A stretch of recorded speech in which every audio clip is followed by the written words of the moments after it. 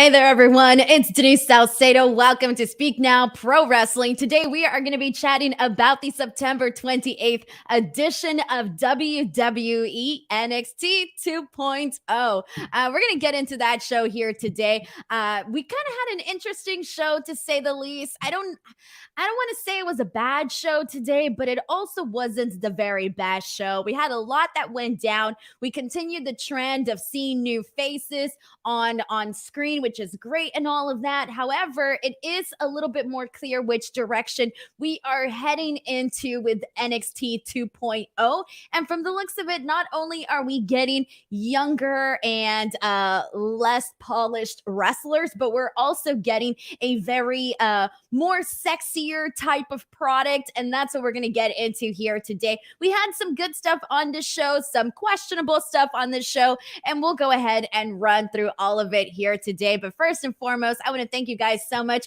for hopping into the stream and joining me here today. I kick off the week with NXT. Tomorrow, I will be back with AEW Dynamite, which is my most popular show of the week. And then on Friday, I'm here for double duty for Smackdown and Rampage coverage. So we got a lot going on here today. If you are part of the stream, make sure to take part in the chat. If you do leave some comments, I will go ahead and read them. And if you want to make sure your comment gets read on the air, you can definitely send in a super chat. So we got lots to get into.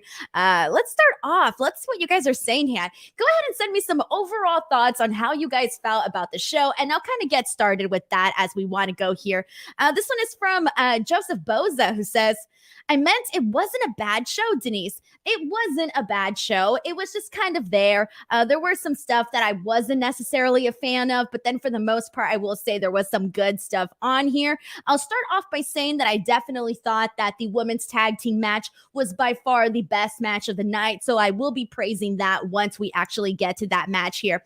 And here we go. This is a comment from Darth Steven C77, who says, I did like that so many women were featured. I wish the main event would have featured the main roster, excuse me.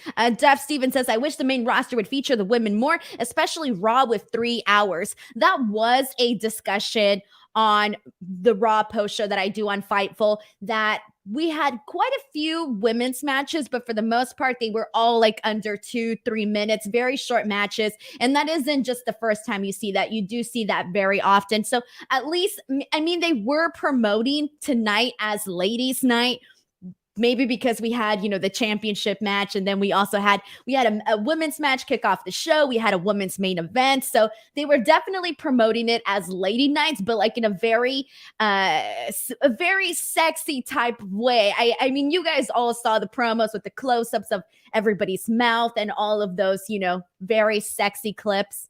I don't know how else to describe it, guys. Anyways, we're going to go ahead and see here. We got a comment from Joseph Babula, who says, Denise tweets that the show is sexier. And then Raquel, I didn't know that Raquel had a wardrobe malfunction. I didn't notice that, actually. We got a comment from Taylor Cannon, says it wasn't a bad show and enjoyed the ending. This one is from Mac Hensley, who says, overall, I don't know if I will keep watching. I love that the matches got more time, but it just felt very meh overall.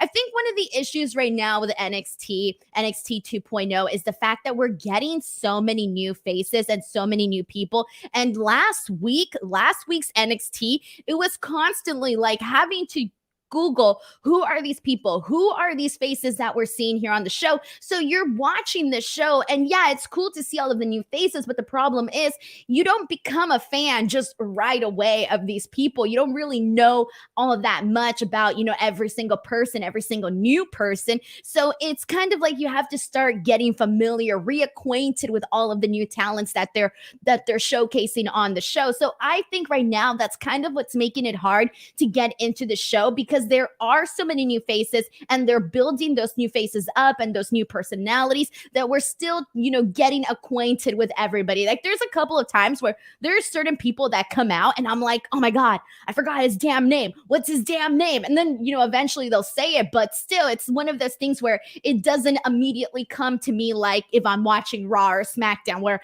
I know everybody, but with, NXT, we're still not there yet. So I'm thinking, I feel like that's definitely one of the things that kind of takes me out of the show. So I'm curious as to how many other people probably feel that way. But I'm sure that within a couple of months, as we get used to all of these new faces, and hopefully that will, sort of be taken away, that factor of that. We got a comment here from the Cooge97 who says, hey, Denise, I did not watch tonight, but I wanted to show my support for you. La Meta Meta of pro wrestling journalism. You're so sweet. Thank you so much. We got a super chat from Nick Grasso. Thank you so much to Nick Grasso, a very active person here on the show, who says, not a big fan of this new NXT, but I did like what I saw from Grayson Waller. And is Hit Row going to the main roster because they can't buy a win anymore? Toxic Attraction, EO, best part of the show. I really do feel like right now I'm definitely vibing with you, Nick, because I felt a lot of the same of what you just said right now. I thought Grayson Waller was definitely a breakout talent here tonight. I think compared to some of the other talents that we've seen that have had opportunities and didn't necessarily make the very best of it, Grayson Waller is the complete opposite. Grayson Waller was somebody that last week we were like, who the hell is this guy? And why is he getting a championship match?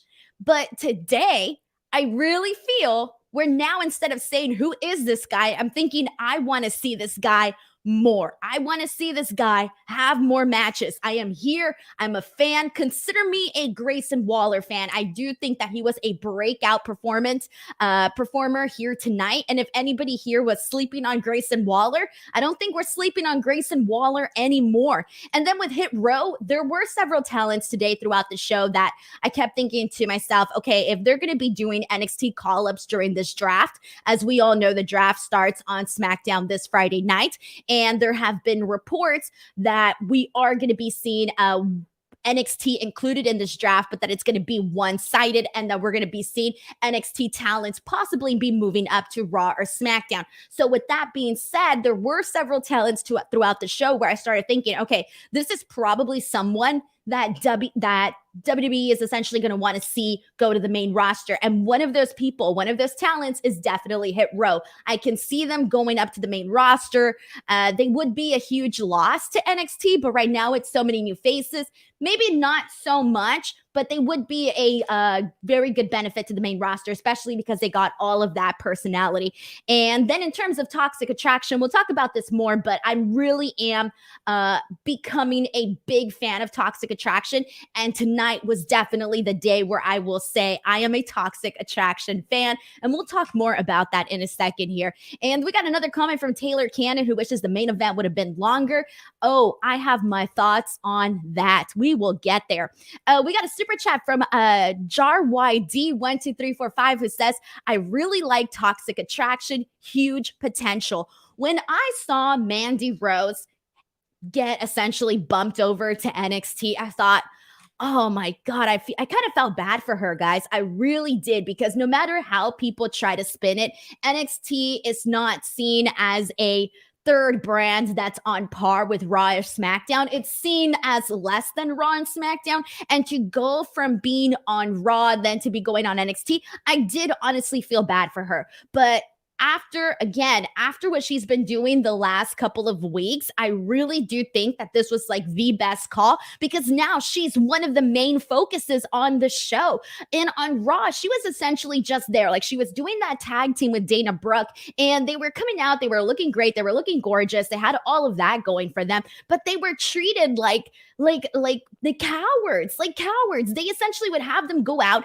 have these matches, but then they would just leave in the middle of their matches because they got hurt or they were scared or whatever. And so there wasn't much focus there for her. So I think she is way better off doing what she's doing now on NXT, where I'm seeing this whole new side of Mandy Rose that I didn't even know she had prior. And obviously she was doing good stuff with Sonya Deville. I love that whole storyline that she had on SmackDown. I loved everything that she was doing with Otis. All of that was great. And we did get to see a lot of her personality during that. But the recent stuff on Raw not so great. So now she's picking back up on NXT. So I do think that when Mandy Rose is given a good opportunity, she takes the ball and she rolls with it. So I will say this, like, I think sometimes kind of people just see her and they don't see her as like, an in-ring worker like you would, your Becky Lynch's of the world or your Charlotte Flairs of the world.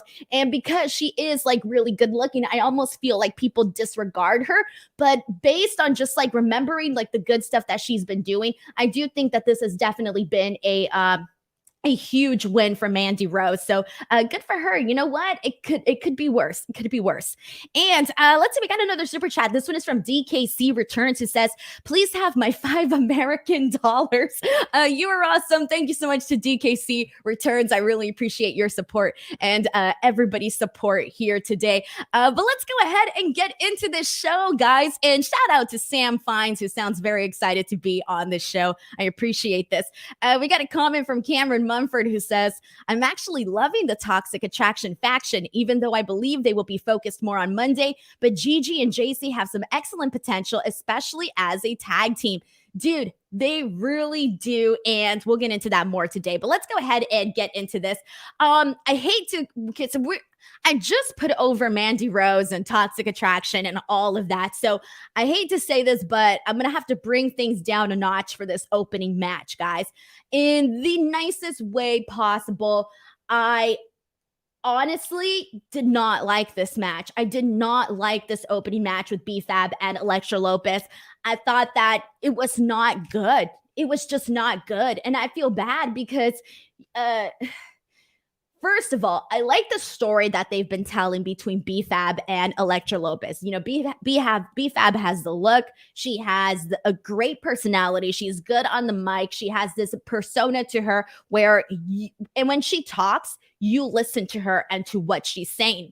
Elektra Lopez, we're just starting to get to know her. We aren't as familiar with her as we are with B-Fab. But from what I've seen from Elektra Lopez, I've liked what she's brought to the table. She has a very she has a unique presence, and I like that about Elektra Lopez. So with that being said, this match was not necessarily the greatest. They had some good moments, but as a whole, this was a terrible match. So we had really bad striking during this match, really bad selling, forgetting to sell certain things. B-Fab did probably the worst dropkick I've ever seen in my entire life. It was terrible in the nicest way possible. It was just not good. The one and only spot that I can genuinely say I liked from this match was when B-Fab was sitting down on the chair and Elektra Lopez just kind of like did like a crossbody like onto her and just like smashed her and the chair down onto the mat. I thought that was a really good moment. But other than that, I felt like they were using all of the weapons to try to distract from the fact that they are not that great in the ring together. And then also you can tell that there was a lot of confusion when there was a spot on the outside of the ring where B-Fab was setting up a table and she was like trying to do something to Elektra Lopez, but you could tell that there was a lot of stalling because either she forgot what she was supposed to do or she was just like lost. And it was very, very apparent. And it was something that came through and was easily noticeable in this match. And that's just one of the things that for me really takes me away from this match. And I hate to say it, but when you put stuff like this out right now, given how far we've come with women's wrestling, given how far we've come and what great things NXT has done with women's wrestling in the past, I feel that having matches like this is a huge step back for women's wrestling. And it's very, very, it feels very diva era. And I just feel that given how much good in-ring work we've been seeing from women across the board, I did not think that this match met that potential for that one. I'm sorry. Like, I just was not a fan of this. Elektra Lopez did end up winning this match. I thought that her win looked pretty good. Good for her. I do like that they do seem to be seeing potential in Elektra Lopez. And obviously they also see potential in B-Fab because she does have a lot of personality. But Yeah, this just wasn't it. This is one of those cases where I have to stress the fact that having women that are more experienced wrestle with the women that aren't as experienced is beneficial. Because why? I've said this a million times, but you only get better working with people who are better than you. So that's my thoughts, my honest, true to God thoughts on that opening match. But what did you guys think of this? Do you agree? Do you completely disagree? Go ahead and send in your thoughts. I will definitely get into those right now. Darth Steven says, Denise coming in strong. Guys, it's just like, I feel that I just have to be honest with what I put out here, because I don't want to come out here and say, oh, that was a great match, right? And then everybody's going to be like, Denise, though, was it really though? And then later on, when I do come out and say that a match is great, you're not going to believe me anymore. You're going to be like, Denise lied. Denise lied. That match wasn't great. She's just afraid. All right, let's see what else we got here. Let me go through a couple more comments here and see what you guys have to say.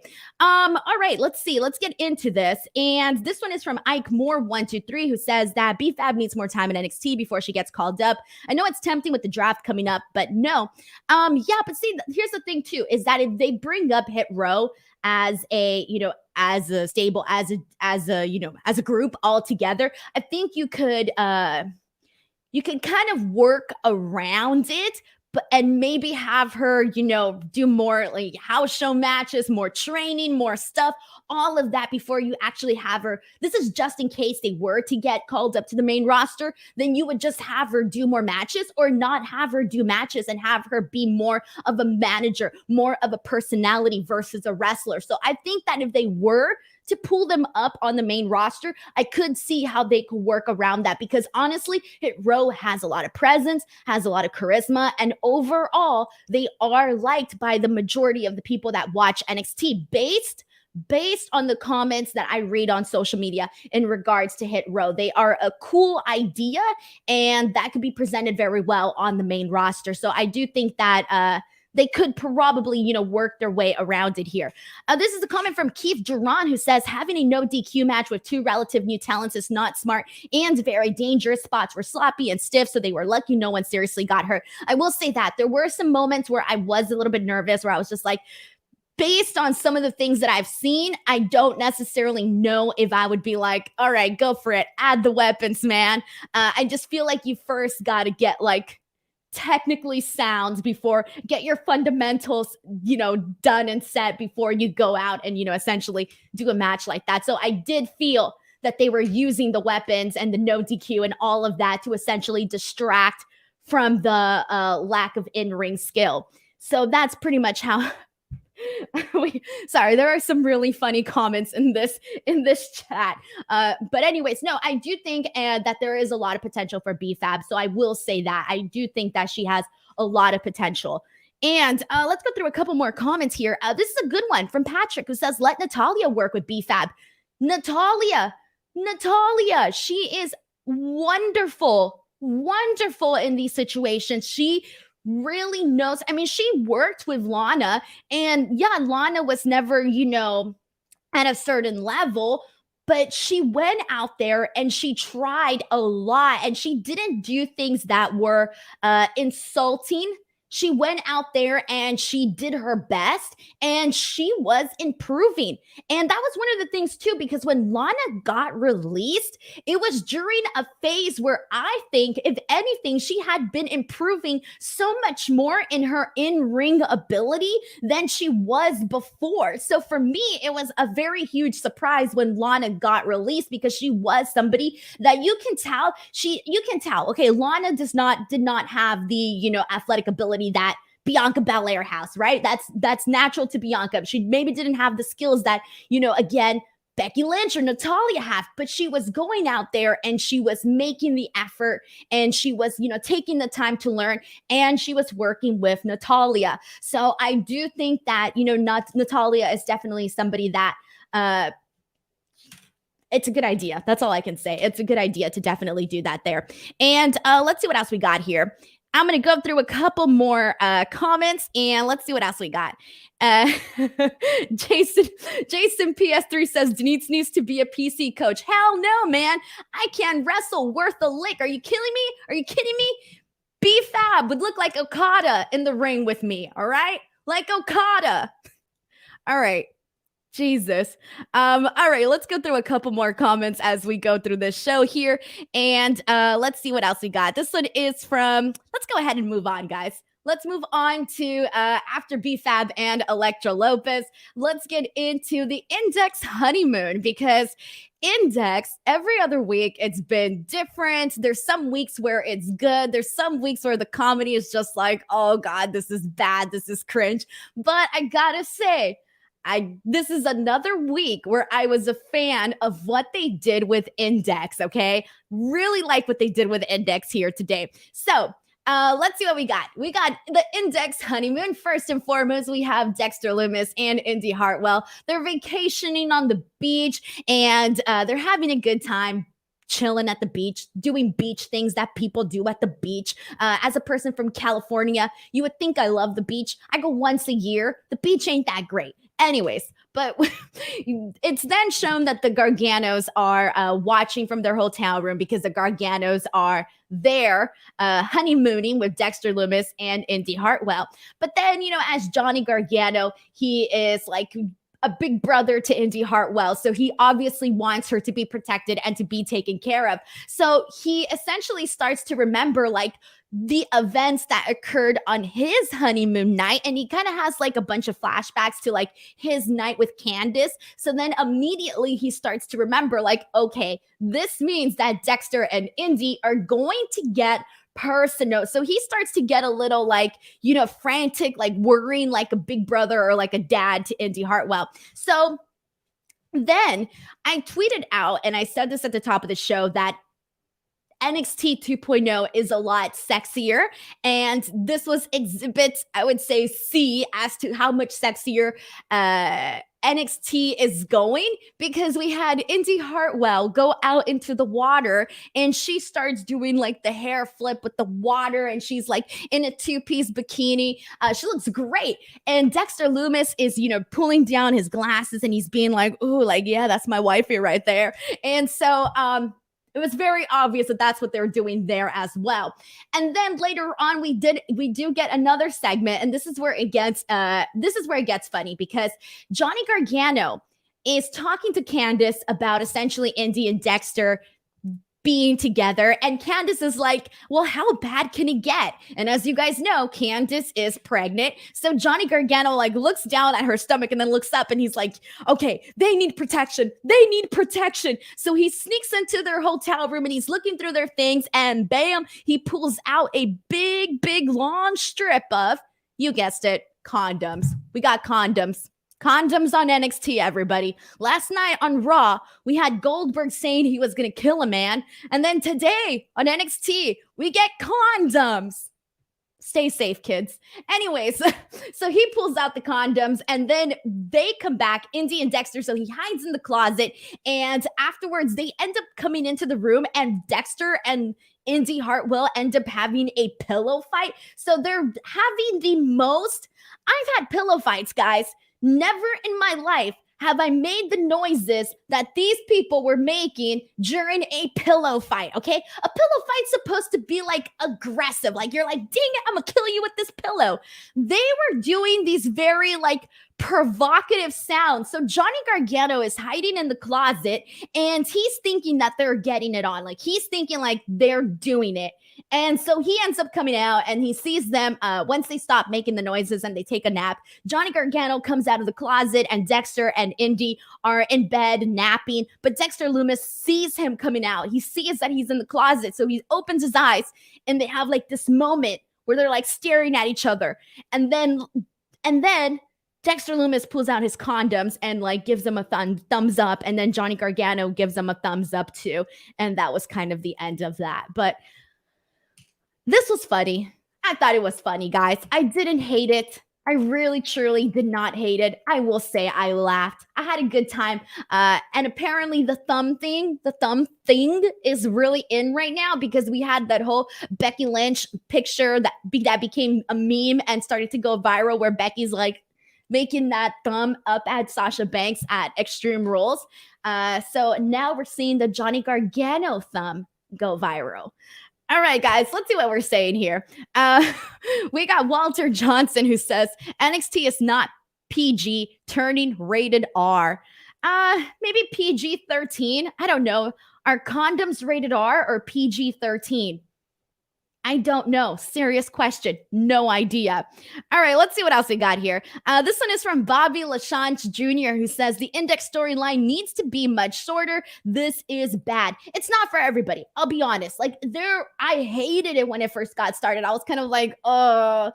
And then I started to really like it. And then I hated it again. And then I started to like it again. For me, it depends on what they're doing on a week-to-week basis. So we got people saying that it's really funny. We got other people saying that it's cheesy. Like I said, it depends on everybody here.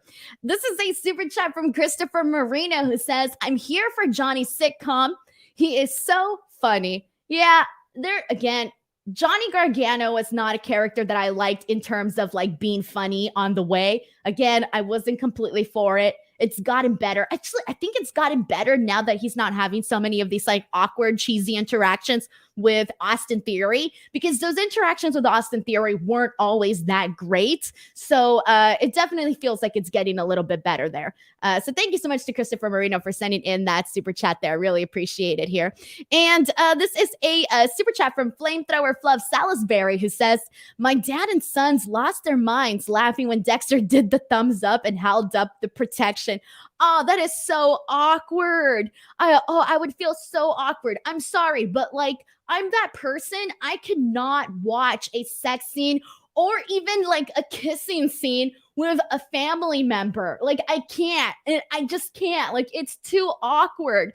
And if I was like with my mom and they pulled out condoms, I would just be like looking the other way, pretending I don't know what I'm seeing. Like, I'd rather pretend that I'm dumb and don't know what I'm seeing on television than have to, share that. So I'm glad that your dad and sons were totally cool with it, but I would have been so like awkward about it. Awkward.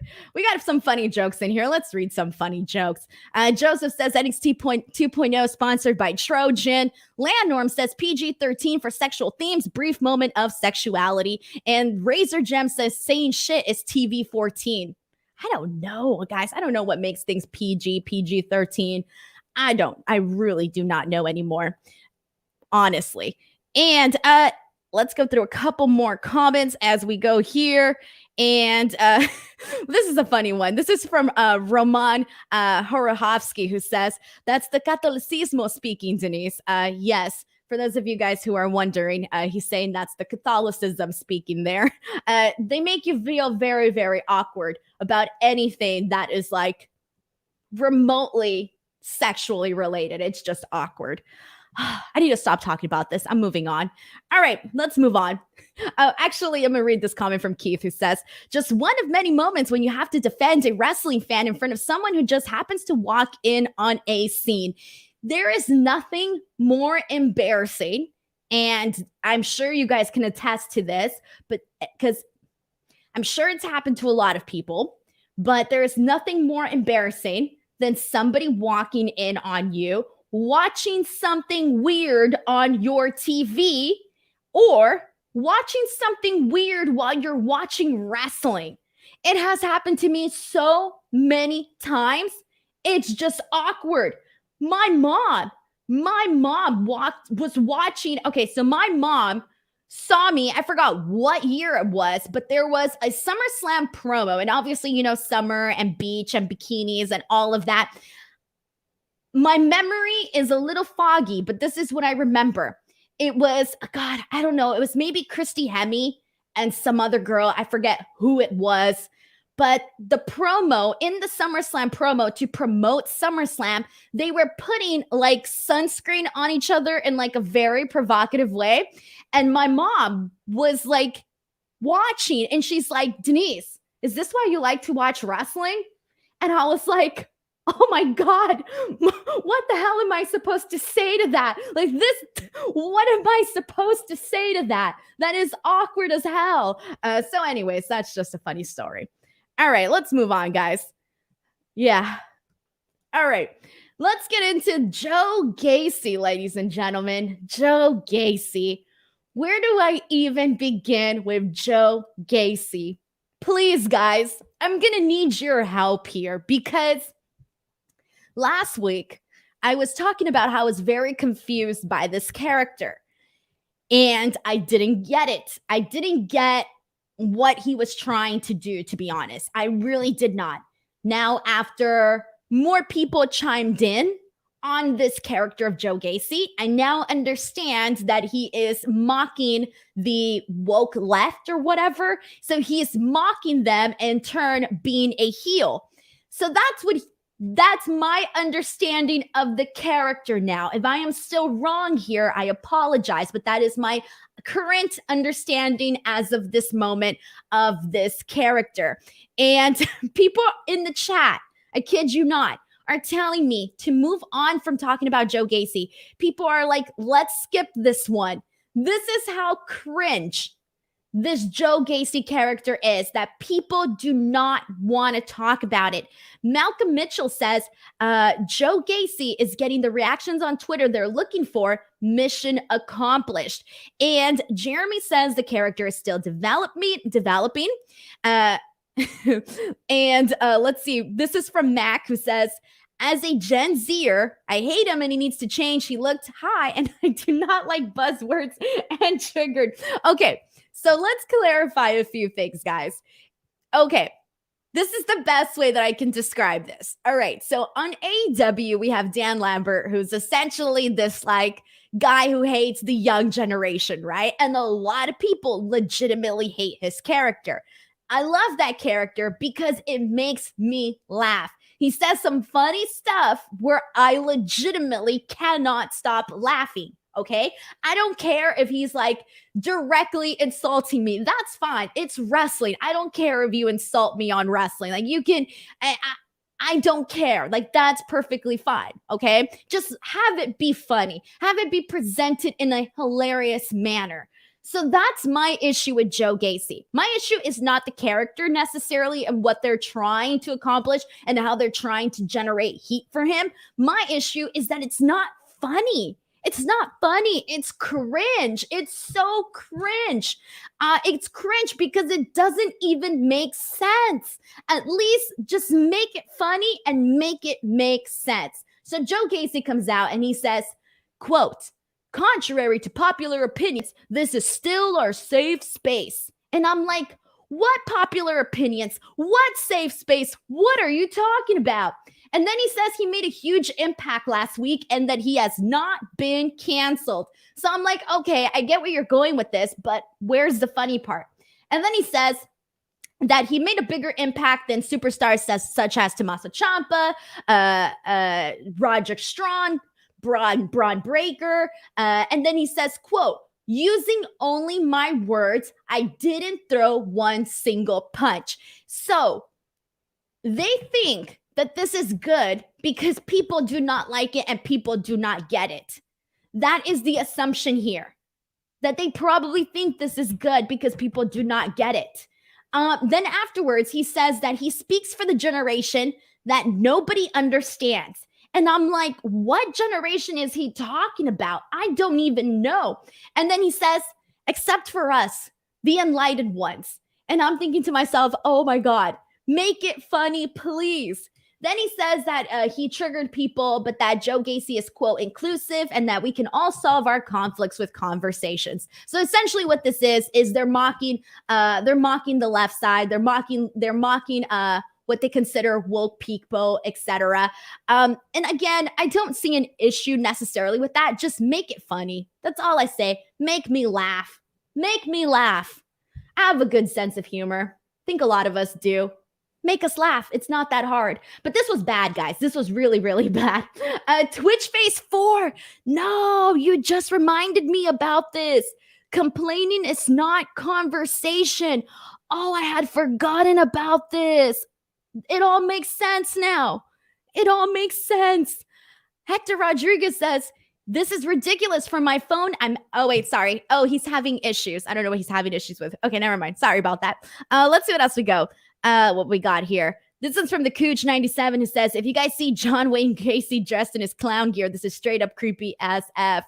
And we got a super chat from Brandon who says, I'm not offended by Gacy, just bored. That's the thing, guys, that I think a lot of people think like, oh, that people don't like the character because they're offended. No, it's just boring. It's boring, it's cringe, and it's not funny. It's got to be funny. Like, I don't care what you're doing. Just, again, make me laugh. All right, let's see what else we got. And yeah, Razor Gem 555 says that he asked if Fox News reported on this. They did. They had a really weird headline. I forgot what it was. Damn, what was it? Hold on, Fox News, Joe Gacy. It was like a really random. Oh yeah. So here's the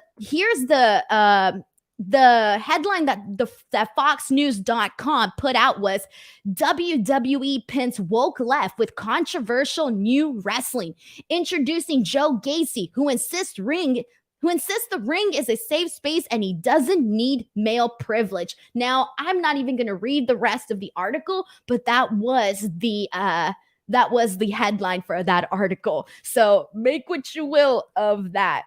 This one's from Devin, who says, make it entertaining, not a projection of the company's beliefs. Cody says, my first thought hearing Gacy was a serial killer. And some Mac wants to know if he was crying before. See, that's what I thought last week. I thought last week he was like hurt. I don't know. It's been very, very weird. And yeah, that's pretty much about it, guys. All right, let's move on. So I hope things get better with Joe Gacy. All right. Let's get into Oni Lorcan versus Zion Quinn here. And I gotta say, this was a pretty good, I'm not gonna say good match. No, this was a good showcase for Quinn. I thought that Quinn is so Quinn is a former rugby player, FYI, but I thought that during this match, they gave him enough offense throughout this match so that I think is going to help him get over with people. He looks pretty good. He wasn't as impressive as Grayson Waller, but I did think that he was impressive throughout this match for what it was, because it really wasn't even that long of a match. He also has a unique look, so kudos to him on that.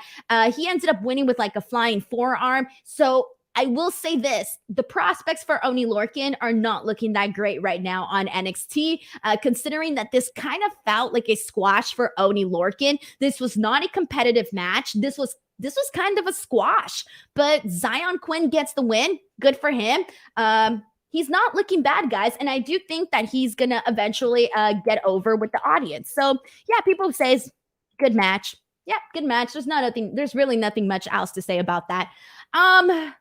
This next segment, I was not a fan of either, and that's what I mean. Like, there were some things on the show that I really liked, and then there were some things where it was kind of just like meh. This was meh for me. So we got MSK, we got Trick Williams, Carmelo Hayes, we have the Grizzled Young Veterans, we have Josh Brooks and Brooks Jensen, pretty much every single tag team here, and they're essentially all just trying to get their shot at MSK. They all want to get a shot at the tag team titles. Great, fantastic. I just thought the promo work here was really boring. I'm not interested in MSK on the mic. They do need a lot more work for sure. And I'm excited to see whenever Trick Williams and Carmelo Hayes get their shot at the titles, because I do think, and I know a lot of people, and we talked about this when Trick Williams made his debut, I know a lot of people buried his promo. And they even kind of mentioned it today, where they had the Grizzled Young Veterans mention the fact that they didn't even understand what he was saying. And I get all of that, but I still think that the guy has presence, and I still think that as a duo, they are really they are something. They have a presence together. So I want to see them get their shot at the titles. And I know we are, because he obviously has the NXT Breakout Tournament contract that Carmelo Hayes won. So I know we're getting that match at some point. We are getting an 8-man tag next week, so that should be fun. But this was just meh. This was just there, guys. It really was just there. And let's see what else we got here. Let's see. People are asking why they're so big on Trick Williams. I like Trick Williams. I get what they see in Trick Williams. Let me just say that. I get what they see. He has a lot of personality. Yes, his promo work needs some fine tuning. That's fine. It I rather, in my opinion, okay, Joe Gacy, okay, this is a perfect example. Joe Gacy is doing some terrible promo work. He's remembering all his lines, right? He's not flubbering his lines, but it's just terrible delivery and a terrible written character. Okay, great. The writing's really bad, so that doesn't help either. But then you have Trick Williams. Trick Williams is like, yeah, he may be stumbling over a couple of his words here and there, maybe talking too fast or, not making it as easy for some people to understand, whatever. But at least he has presence. And when he's saying things, he at least gives it a little bit of personality. So that's where I see. Like, I'd rather see somebody like Trick Williams cut a promo than see Joe Gacy cut that terrible promo. But that's probably a bad example because that Joe Gacy, the writing that they do for his promos are just awful. And it's just an awful character. But that's the best that I can think of right now in terms of comparisons. And yeah, Devin says Trick shows so much personality when he speaks. And yeah, we got a lot of people saying this, by the way. Joe Gacy being better in CCW. I'm not familiar with his work in CCW, so I cannot add to that right now. But I have seen a lot of people basically put over his work in CCW. I believe you guys. I can't attest to that myself, though. And all right, guys, here we go. Let's jump into what was my favorite segment of the night, my favorite match of the night, my favorite everything of the night here. And that was the women's tag team match. This was so much fun. And if it's toxic attraction is becoming a major focus on NXT 2.0, okay?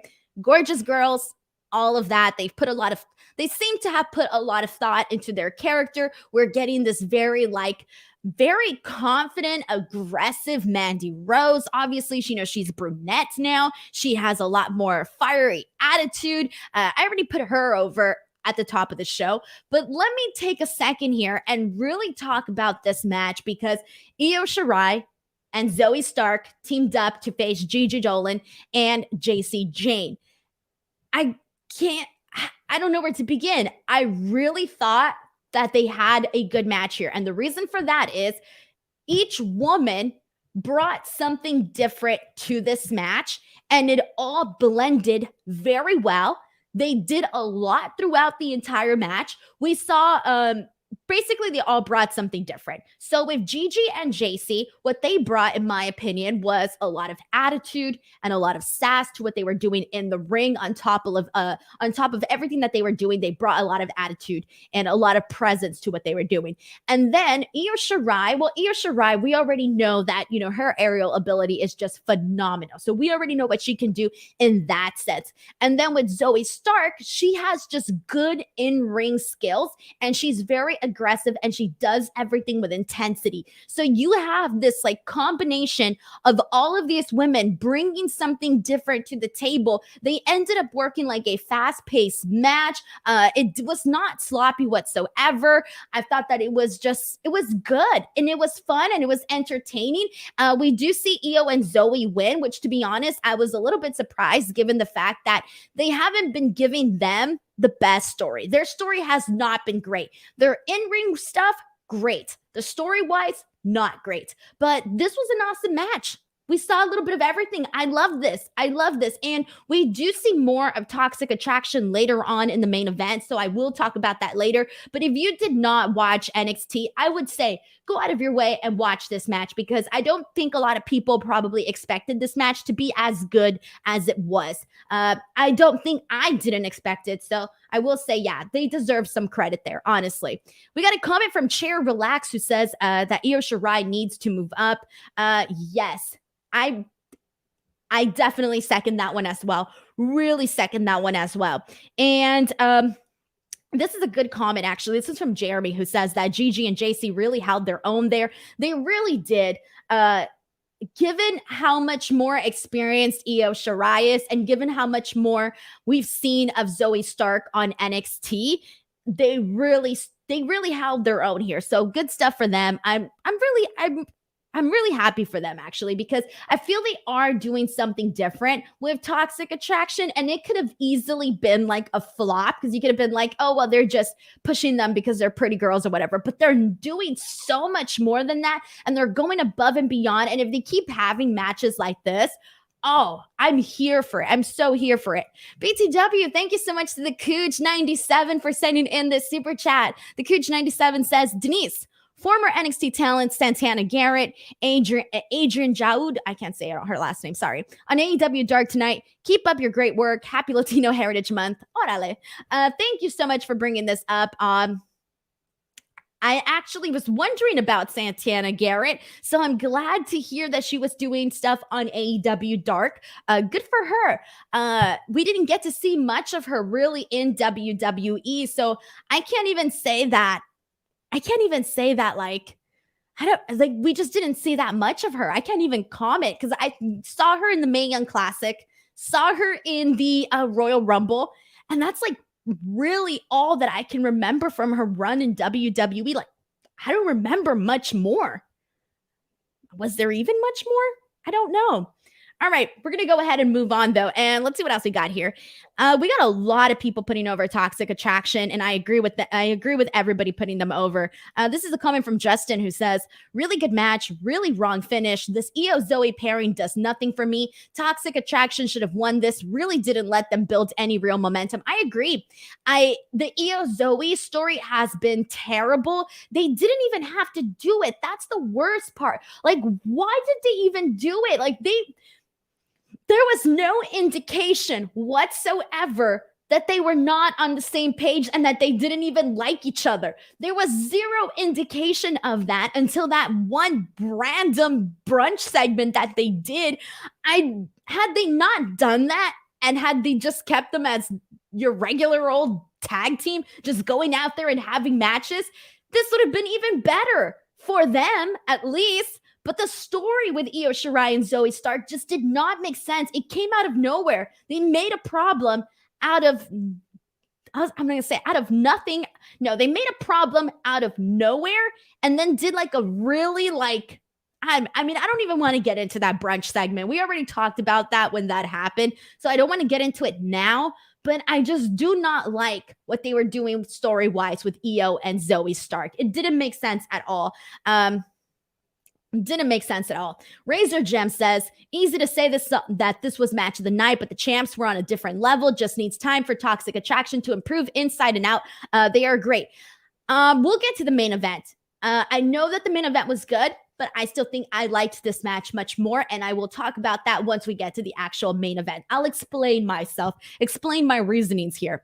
We got a comment from Gary Go who says, this tag match finally sold me on Zoey. Excited to see where she goes, and low-key love the Special Forces ring gear game. I didn't notice that, actually. And then Zoey, I was already sold on her. They've been doing, since she started wrestling on NXT, I thought they've been doing a pretty good job of highlighting her well. So I will say that I was already sold on Zoey. Again, they didn't need to do that storyline. People like Zoey, and obviously people like Io Shirai. All right, and let's go through some more comments here. And this one's from Jeremy, who says, I think they went with that story with Stark and Io because their original plan got thrown out after Tegan got called up. No, they did that before, didn't they? If I remember correctly, it was before then, that before Tegan even got called up and all of that, they were doing that weird storyline. Well, that's based off of my memory. All right, really quickly, we get Boa versus Andre Chase. Fast match. It's Boa and Andre Chase. They gave Boa the win here. Andre Chase is still on his losing streak, but I'm assuming it's feeding into his character. So whatever. Not much to say here. Megan got involved. She throws in like the little like Miss Smoke thing onto Andre Chase, and that's what causes him to lose this match. Nothing much to say there. Let's get into Roderick Strong versus Grayson Waller for the Cruiserweight title. I kind of already said this already, but we really went from who the hell is Grayson Waller to give me more Grayson Waller. Grayson Waller was impressive on this show. And here's the point that I want to make. Do you guys all remember when we were supposed to get that badass fatal four-way? on the premiere of NXT 2.0 to crown a new NXT champion. Y'all remember that, right? Remember that. Y'all remember. And do you remember that they put in Von Wagner in that match? I felt so bad for Von Wagner. We talked about this. And Von Wagner, I hate to say it, but was not impressive whatsoever in that high-profile match. Okay? Was not impressive. Grayson Waller in this match with Roderick Strong was very impressive. He came out here and he worked at a speed that I really enjoyed. He did a lot of really good stuff. We saw him do, a nice elbow drop. We saw him do a lot of, dives to the outside. There was just a lot of aggression from him and just speed. And the guy had his batteries on, guys. He had his working shoes on. I think that he knew he had to utilize this, especially considering that a lot of the feedback based on the fact that he challenged Roderick Strong last week for the Cruiserweight title was, who the hell is this guy? And why is he going for the Cruiserweight title when we've only seen him wrestle one match? Prior to this, we'd only seen him wrestle one match. It was a tag team match in which he teamed with Drake Maverick. So it looked like they were doing something with him and Drake Maverick until Drake Maverick got moved back on over to the main roster. So good for Grayson Waller. I thought he did a really good job of utilizing the time that he had today. And to me, it put him on the map. I now want to see this guy. Moving forward, I want to see what they do with him. Roderick Strong got the win perfectly fine. Doesn't matter. At the end of the day, he still looked pretty good. And this was his official singles debut on NXT. This was a win. I think this was definitely a win. And if you guys are like, dang, now I want to see who this Grayson Waller guy is, this would be a good time to check him out and see who I'm talking about and all of that. But we actually got a super nice super chat from James Boris. Thank you so much to James, who says, hey, Denise, just wanted to say hi and mention that Joe Gacy stuff is really lame and sucks. And it's nice to be able to donate without the great muter getting in the way. Thank you so much, James, for your support on all my shows, including my shows on Fightful as well. I really appreciate it. And we probably missed, I don't know if you missed it or not when we were talking about Joe Gacy, but I think we're pretty much all on the same page in terms of agreement here. So thank you so much for the very kind super chat. I really appreciate it. And let's see what else we got here. We got some more. We got a comment from Zeno Hour who says that Grayson Waller was great on 205 Live, but that he should be heel. I don't watch 205 Live, so I can't even comment on that. Patrick says Grayson Waller was really good in this match. Some nice false finishes before Roddy caught him with the knee. Yep, exactly. They built him up. They gave him some hope. Good stuff all around. Really good stuff all around. And let's go through some more comments. Let me see if we got any more comments on Grayson Waller. All right, cool. If you guys are watching the replay of this, feel free to share your thoughts. How did you guys feel about Grayson Waller? Send them in. All right. And let's see. Lashing Out with Lash Legend. Wow. Lashing Out with Lash Legend. That does not roll off the tongue, ladies and gentlemen. It does not roll off the tongue. Now my tongue just feels weird. All right. Anyways, I like this. I didn't think I was. I like this. This is essentially a talk show, but not your typical talk shows that we get on WWE. Thank God, because one of my things that when I appeared on Cultaholic and I did that Straight to Hell episode, I said, I'm done with talk shows. Over them. I'm not a fan of them. I'm done. Okay. So I thought this was going to be the same thing, going out to the ring, bringing out somebody, doing an interview supposedly that ends into a drama. Okay, whatever. No, this was different. Instead, they had her come out and essentially she's talking about the draft. She talks about Ike Manjiro. She talks about, she's essentially doing a gossip show. And I liked it. I thought it was funny. They had some funny moments. If they give her some good lines, they could make something out of this. So I was a fan of this. I did not hate it. It's fine. It's fine. We got some people that did not like it. Well, I'm not surprised, guys. It's not for everybody. If you're not into like the hokey, really cheesy comedy, then you won't be into this. If you can do the cheesy comedy, then you'll be into it. See, I could do cheesy comedy. Like, that's something that I'm okay with. All right. I could laugh.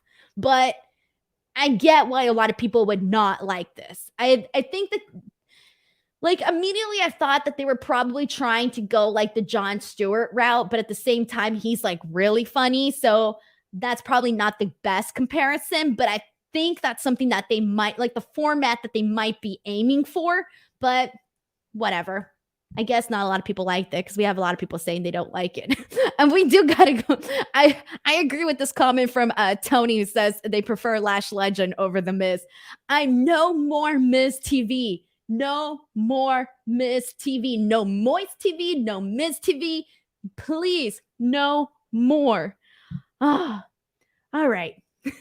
Marky Dark One says, the way you made it sound, I thought you were going to say you like it, and then it's just fine. Did I hype it up? I'm sorry, guys. I'm sorry if I hyped it up. We got a lot of people making some comparisons to the Wendy Williams show. Guys, I hate Wendy. I'm not a fan of Wendy Williams whatsoever. I think that she uses very horrible tactics to try to gain viewership. She makes fun of people who she makes fun of like stories that you should not be making fun of, people losing their life. And she's very, based on what I've seen, some of the stuff that she has said and the clips get spread around on social media, she's drawing the wrong kind of attention to her show. I am not a fan of Wendy Williams, but I get the comparison because the set was similar to Wendy Williams. She had the same chair and the little table. It's similar, just different colors to the Wendy Williams set. And the only reason why I know this is because I'm always seeing the clips on Twitter because she's always saying dumb stuff. I'm not a fan of Wendy Williams, sorry, but she's made fun of people that I'm just like, no, bro, you don't do that. Like, you don't do that.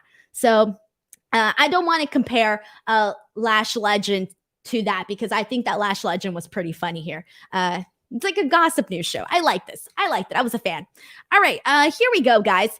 And yeah, apparently a lot of people did not know this about Wendy Williams. Wendy, is it Williams? William? Anyways, yeah. And if you search some of the stuff that she has said on Google, it'll be there. It'll come up. All right, and let's get into Ridge Holland versus Kyle O'Reilly. So, good stuff here. Ridge Holland is another guy that I am predicting if they do the NXT call-ups during this draft. I do think Ridge Holland is one of the guys that I do see being moved up to either Raw or to SmackDown. He's one of those guys that you just look at him and he screams professional wrestler. So you can see why they would want him on the main roster. And he's a head turner. He's somebody that I think that he's impressive in the ring, has a good look. And I don't see why they would want to keep him on NXT when they can utilize him on the main roster. And he seems to be the type of guy that has all the tools that they like on the main roster. And I was trying to think of a comparison here, and this is probably not going to be like the best comparison, but this was the best comparison that I could think of right now. And the closest comparison right now, and let me explain, to Ridge Holland is Lars Sullivan. And the reason why I say that is because Lars Sullivan was obviously, that big guy that was like, he's supposed to be impressive. Obviously, things went an entirely different direction for him. But at this point, Ridge Holland is a lot more impressive than Lars Sullivan was when he got sent up to the main roster. So I do, and again, it did not work for Lars Sullivan for a bunch of reasons, but Ridge Holland is a lot more advanced. So I do think that they could probably utilize him in a, not a similar role, but just because they're both like, these really big, impressive type of guys. So that's kind of like the best comparison that I can think of right now as of this moment. Let's see what else we got here. All right, so this match essentially starts when Kyle O'Reilly attacks Ridge Holland while he's making his entrance. They get into this match. This match is perfectly good. But to be honest, guys, so before I get to the honesty part, so Pete Dunne distracts Kyle O'Reilly, and it doesn't work. So he ends up getting Kyle O'Reilly ends up defeating Ridge Holland. And then immediately after this, Ridge Holland just like clotheslines the hell out of Kyle O'Reilly. And then both Ridge Holland and Pete Dunne attack Kyle O'Reilly. And then Von Wagner Von Wagner comes out and he helps out Kyle O'Reilly. So Von Wagner, BTW, he's the guy that was the fill-in spot during that fatal four-way match. And again, I said that I didn't really think that he was impressive during that, but again, he was put in a really tough spot. And they were hyping him up last week. They did this vignette where, he's out there being this very, muscular guy. He's working out. They're really showing off his body. And from the sounds of it, they really like Von Wagner. Now, he has a great look. But so far, I have not seen anything that I'm like, all right, I'm interested in you. Like, let me see what else you got to offer.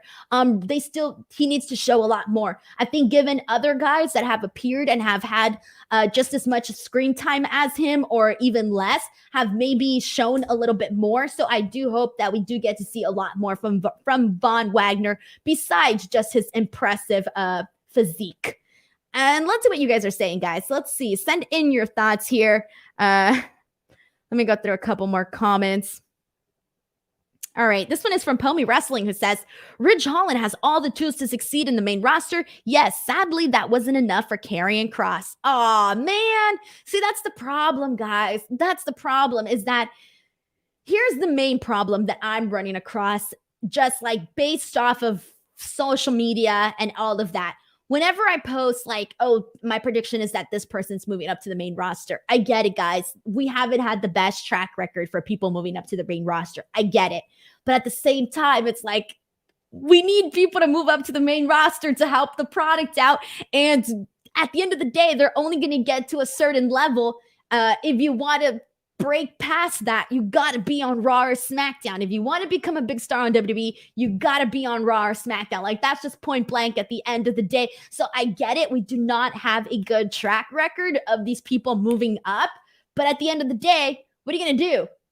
And right now, the way that they have NXT is not the same NXT anymore. This is not the same NXT where you can say, like, you know what? Keep them on NXT so they can keep having killer matches. That's not the NXT we're seeing anymore. Now we're seeing a totally new NXT 2.0. So now it's like, all right, you either go to Raw or SmackDown or you stay on Raw Light, which is what a lot of people have been comparing the show to. But anyways, that's my thoughts on that, guys. All right, before I get into the main event, ladies and gentlemen, I do want to remind you all, if you haven't already, please make sure to subscribe to F4W Online here on YouTube. We have officially surpassed 80,000 subscribers. We are now 20,000 subscribers away from the 100K mark, guys, and that is like, I cannot wait for the channel to hit 100K. And if I can be a part of that, that would be very, very exciting. So please make sure if you're here, make sure to subscribe to the channel. Also, if you have not yet, please make sure to follow me on Twitter or on Instagram at _ Denise Salcedo. My like little name there thing is on the video, so you guys can see it there, at _ Denise Salcedo. I am so close to 40K on Twitter. I'm trying so hard. I need the Twitter and social media gods to be on my side right now because I'm only 2,000 followers away, and I feel like I can do it, but they're really making me hustle for it. All right, guys, let's do this. Main event time. The match we had all been waiting for here that was postponed. It was supposed to be on the premiere episode of NXT 2.0, but it was postponed for, I don't even know what reasons. I don't even think the reasons were told. I don't even know why. But anyways, it was postponed. And we got Franky versus Raquel here today. Two reasons. I knew that this match was not going to be given the time or what I expected from it. So this match started kind of late on the show. I forgot what time, but it was like within the last 5-10 minutes before the hour hit. And then it ended like at 7:05 p.m. Pacific Standard Time. So it did not go that long. Also, they kind of also gave away the finish for me, at least. Maybe I'm reading in too much into this, but they gave away the finish to me when they didn't even give Franky Monet a proper entrance. The second I saw that she didn't even get a proper entrance and we came back from commercial and she already had her music and she was already in the ring, I was like, all right, well, Franky Monet ain't winning. And I wasn't expecting her to win, to be honest. I was still expecting them to keep the belt on Raquel. But still, you don't want to do that in the championship match. You don't want to give the challenger the jobber entrance by not letting them do their full entrance. It takes away from the excitement, the aura of a main event match. It takes away from it. Anyways, so this is a perfectly fine match. I mean, Franky and Raquel, they were laying it into one another. At one point, Raquel even got busted open. Raquel did end up winning with the Chingona bomb. But with that being said, guys, I thought that this match could have been a lot better. I thought it had been given more time. It could have been a lot better. I don't think it necessarily hit the peak that I thought it was going to hit. It didn't hit the level that I thought that they could go. So that's why earlier I said that I liked the women's tag team match a whole lot more, because that match blew my expectations out of the water. They gave me so much more than I had expected, versus Franky and Raquel did not meet my expectations. And I know that's selfish to say, oh, my expectations don't matter. But anyways, that's kind of how I felt about this match here. So I do wish they would have given them more time, because for me, the second I saw that they weren't giving it enough time, and again, the second I saw that Franky didn't get a full-on entrance, I was like, all right, well, now I know what to expect. But either way, it was still a good match. After this, we do see a post-match attack from Toxic Attraction. We did mention we were going to talk about them later on in the show. They come out and they end up tossing Franky to the side, sort of disregarding her. But then they end up attacking both Franky, Robert Stonebrand, and Jessica Maya. They attack all of them. Then they get into the ring and they also attack Raquel. So Toxic Attraction is definitely running wild right now on NXT 2.0. So there you guys go.